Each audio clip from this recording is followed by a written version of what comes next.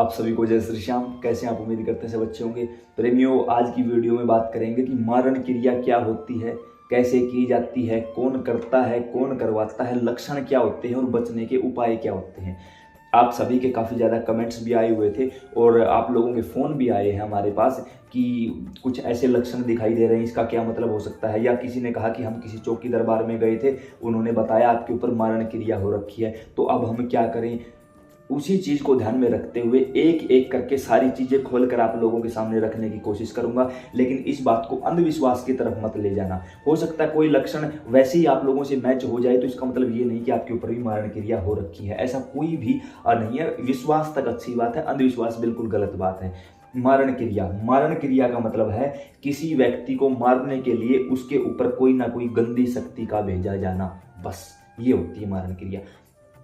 जैसे कोई तांत्रिक है जो अपनी शक्तियों का दुरुपयोग कर रहा है, वो किसी के ऊपर, जैसे बोलते हैं ना, मुठ छोड़ देना, किसी के ऊपर कोई काला जादू कर देना, ब्लैक मैजिक इत्यादि जो चीज़ें होती हैं वो वास्तविक होती हैं। हो सकता है कुछ यंग जनरेशन के लोग ये भी बोलें कि यार विज्ञान के युग में तू कैसी बातें कर भाई, सब कुछ होता है, मानो तो मैं गंगा माँ हूँ, ना मानो तो बहता पानी। अब कोई, चलो छोड़ो इस बात को। तो मारण क्रिया जब किसी को टारगेट करके कोई शक्ति भेजी जाती है कि उस व्यक्ति के पास आपको जाना है और इतने दिनों में आपको उसकी मृत्यु करवानी है, किस प्रकार करवानी है ये भी उसके अंदर बताया जाता है उस गंदी शक्ति को, कि इस प्रकार से तुझे उसकी मृत्यु करवानी है। अब ये काम करता कौन है? जो कोई भी तांत्रिक है, अघोरी है, जो सिद्धि प्राप्त कर चुका है, वो अपनी शक्तियों के माध्यम से दूसरे के ऊपर बुरी क्रिया करता है। तो कुछ लोगों ने मुझसे ये भी बोला कि हमें किसी ने बताया कि हमारे ऊपर माता काली छोड़ रखी है। नहीं भाई, माता काली छोटी चीज़ है कोई। भगवान शिव भी उन्हें अपने से ऊंचा दर्जा देते हैं, कोई छोटी चीज़ क्या वो गलत काम करेगी? नहीं भाई। कुछ बोलते हैं माता चौगानन को छोड़ रखा है, माता मदानन को छोड़ रखा है। नहीं, ऐसा नहीं होता भाई, ऐसा बिल्कुल भी नहीं। हाँ, माता चौगानन, माता मदानन कई बार थोड़ी सी नाराज हो जाती है, उल्टा सुल्टा भोग देने से नाराज हो जाती हैं वो, लेकिन वो किसी का अहित नहीं करती, अनिष्ट नहीं करती। तो क्या होता है, जैसे कुछ लोग जल के मर गए, कुछ ने जहर पी लिया, कुछ ने फांसी लगा ली, कुछ एक्सीडेंटल मारे गए। वो जो पुरुष होते हैं वो भूत प्रेत आशु इत्यादि बन जाते हैं। महिलाएं होती हैं वो डाकनी पिशाचनी बन जाती हैं, भटकती रहती हैं। और जो तांत्रिक होते हैं वो विशेषकर उन लोगों पर टारगेट करते हैं जो छोटे बच्चे मर जाते हैं। जहां हमारे बच्चों को, छोटे छोटे बच्चों को दफनाया जाता है ना जमीन में, वो तांत्रिक उन चीज़ों को टारगेट कर लेते हैं। जैसे ही दफना के लोग घर पहुंचते हैं, वो उन बच्चों की कोई ना कोई विशेषकर अंगूठा या उंगली काट लेते हैं और फिर उसको सिद्ध कर लेते हैं। क्यों? अभी जो बच्चा, मान के चलो कोई बच्चा 2 साल का था, वो मरा, परमात्मा ने उम्र लिखी थी 100 साल की, तो अभी तो वो पूरी तरह से विकसित भी नहीं हुआ था। उस चीज़ को वो सिद्ध कर लेते हैं और वो एनर्जी जो होती है ना, वो मोस्ट पावरफुल एनर्जी होती है, उसका कहीं कोई तोड़ नहीं होता, क्योंकि बच्चों को भगवान का रूप बताया गया है, वो कहीं भी आ जा सकते हैं। तो वो तांत्रिक उन चीज़ों को सिद्ध कर लेते हैं और किसी विशेष व्यक्ति पर टारगेट करके भेज दिया जाता है और नाम देते हैं माता काली का। नहीं, कोई भी दैवीय शक्ति कभी भी किसी का अहित नहीं करती, ना ही कर सकती है। गंदी चीज़ों को भेजा जाता है अच्छी चीज़ों का नाम देकर, सिर्फ इतना होता है। अब कौन करवाता है? अपने ही घर के लोग करवाते हैं। कैसे की जाती है? मान के चलो किसी के ऊपर कोई क्रिया करनी है, तो उस व्यक्ति का या तो आपको कपड़ा चाहिएगा, नाखून चाहिएंगे, बालों से भी हो सकता है, या उसको कुछ जैसे मान के चलो ये बतासे हैं, अभिमंत्रित करके दे दिए जाएंगे, उसको खिला दिया जाए, या जल अभिमंत्रित करके दे दिया जाए, उसको पिला दिया जाए। तो इन चीज़ों से मारण क्रिया होती है। जिस समय क्रिया की जाती है उस समय बताया जाता है कि ये व्यक्ति है, नाम पता गोत्र ये है, कुल देवी कुल देवता इसके ये है और उसके पितर ये हैं, वो तक बातें बताई जाती हैं उसको। और ये बातें घर के व्यक्ति के अलावा बाहर का कोई व्यक्ति नहीं जानता कि आपके पितर कौन है, कुल देवी कुल देवता कौन है, घर का ही व्यक्ति जानता है। फिर वो व्यक्ति आपके ऊपर जब क्रिया छोड़ता है तो वो उस शक्ति को बताता है कि तुझे जाके इतने दिनों में इसकी मृत्यु करवानी है और इस तरीके से करवानी है ताकि लोगों को लगे कि ये तो एक्सीडेंटल मौत थी या इसने खुद से सुसाइड कर लिया है, कुछ ऐसा लगे। इस चीज को टारगेट करके भेज दिया जाता है। आते हैं ना आप लोगों के मेरे पास फोन, जो लोग वीडियो देख रहे हैं समझ गए होंगे।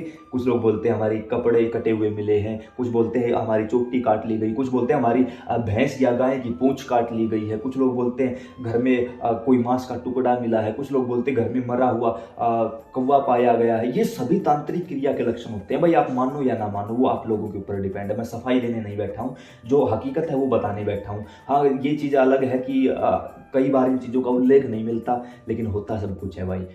अब ये सब कुछ हो जाए तो खुद से कैसे पता करें कि हमारे ऊपर या हमारे घर पर तांत्रिक क्रिया की गई है। सबसे पहला लक्षण तो यही होता है कि धीरे धीरे जिस व्यक्ति पर तांत्रिक क्रिया की गई है उसकी चीजें गायब होना शुरू हो जाएगा, तो समझ जाओ कोई ना कुछ करने के चक्कर में है। दूसरी बात, उस व्यक्ति का शरीर सूखना शुरू हो जाएगा, धीरे धीरे वो कमजोर पड़ना शुरू हो जाएगा। इसका मतलब ये नहीं है कि आप किसी और बीमारी के कारण परेशान हो तो इस चीज को उस चीज से जोड़ दोगे, ऐसा बिल्कुल भी नहीं है। लगेगा उस व्यक्ति का काम में मन नहीं लगेगा, पूजा पाठ बिल्कुल छोड़ देगा, कुछ भी काम करता था उस काम से किनारा कर लेगा, घर परिवार में लड़ाई झगड़े का माहौल हो जाएगा, घर के देवी देवता घर के स्थान को छोड़कर बाहर निकल जाएंगे। कोई दूसरा भी पूजा पाठ करेगा तो भी उसका मन नहीं लगेगा, वो उसके साथ तुरंत लड़ाई कर लेगा, तुरंत उन चीज़ों को उठा के बाहर फेंक दिया। मेरे पास कितने लोगों के फ़ोन आते हैं। एक महिला का फ़ोन आया, उसने कहा कि मेरे पति पूजा पाठ नहीं करने देते और परेशान कर लेते हैं। एक छोटी सी बच्ची का फ़ोन आया, उसने कहा कि जब मेरी माताजी पूजा पर बैठती हैं तो मेरे पिता उनको लात से मारते हैं, देवी देवताओं की फ़ोटो को उठाकर बाहर फेंक दिया, अब हम क्या करें। तो भाई जब ऐसी ऐसी बातें सुनता, आप लोग बोलते हो ना, आप लोग मुझसे बोलते रहते हो कि आप इतने गुस्से में क्यों रहते हो, आप तो घमंड नहीं, घमंड की बात नहीं है भाई। मैं सारा दिन जब आप लोगों का दुख सुनता हूँ ना तो बस चीज़ें मेरी कंट्रोल से बाहर हो जाती हैं कई बार। इसके लिए मैं माफ़ी चाहूँगा, अगर मैंने किसी प्रेमी को कुछ ज़्यादा ही बोल दिया हो, कुछ सुना दिया हो तो मैं माफ़ी चाहूँगा आपसे भाई।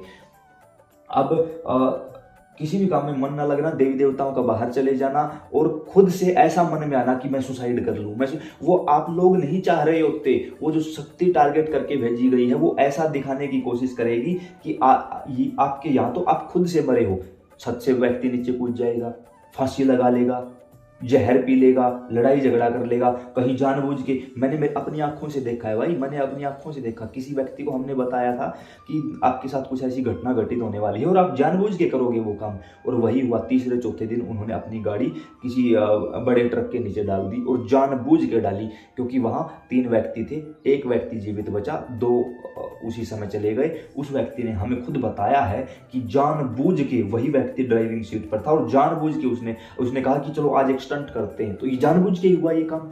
तो ये शक्तियां आपसे ये जानबूझ के करवा रही होती हैं ये सारी चीजें। तो उम्मीद करता हूँ ये लक्षण भी आपको समझ में आए होंगे, क्या क्या लक्षण है इन चीजों के। अब उपाय क्या है? सबसे पहले तो जब बात हद से आगे बिगड़ चुकी है तो पूजा पाठ से कोई काम नहीं होगा, मैं पहले ही बता रहा हूँ। क्यों? क्योंकि आपके देवी देवताओं की जगह पर उस गंदगी ने स्थान ले लिया है। वो कितना ही पूजा पाठ करो, आप जो पूजा पाठ करोगे ना वो देवता के पास पहुंचने की बजाय उस शक्ति के पास पहुंच रहा है। आप जितना ज्यादा पूजा पाठ करोगे उतना वो शक्ति बलवान हो रही है, और जब गंदगी बलवान हो रही है तो आपको गंदा ही करेगी और कोई इलाज नहीं है। अब आपको लगे कि खुद आपके शरीर में ऐसी हरकत है या घर में किसी के पास ऐसी चीज है या अपने परिवार में रिश्तेदारी में किसी के पास, उसके पास इस वीडियो को भेज देना भाई, एक बार हो सकता है किसी का कल्याण हो जाए। आपका क्या जाता है। अब सबसे पहले किसी ऐसे व्यक्ति के पास जाओ जो चौकी दरबार लगाता हो।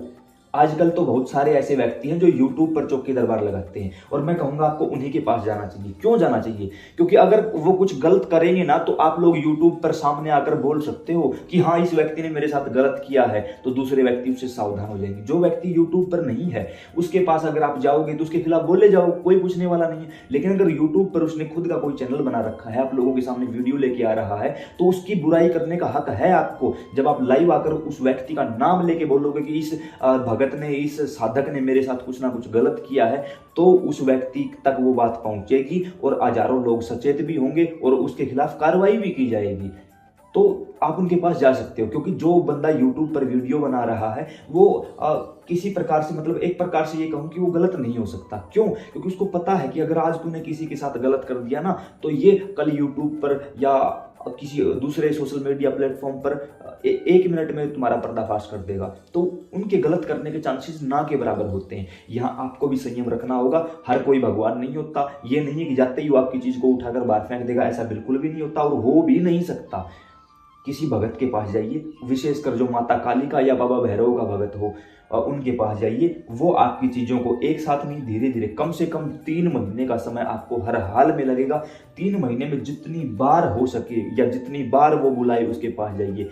इन 3 महीने में उसको बोल दो कि भाई मैं कोई भी गद्दा भोग नहीं दूंगा, कोई कुछ नहीं करूंगा, तुझे जो करना है वो तू यहाँ बैठे बैठे कर सकता है। हाँ देखो, इसमें आपका खर्चा भी आ सकता है, काम सारे होते हैं भाई, खर्चा भी आता। मैं नहीं कहूँगा कोई फ्री ऑफ कॉस्ट कर देगा, नहीं करेगा भाई। वो व्यक्ति भी इसी चीज़ के सहारे अपना जीवन चला रहा है, तो उसका भी हक है कुछ लेने का। उसके साथ काफ़ी चीज़ें ऐसी होती हैं जो पैसों में मंगवाई जाती हैं, तो उसका हक है भाई लेने का। बाकी आप क्या सोचते हो मैं इसके अलावा कुछ नहीं बता सकता।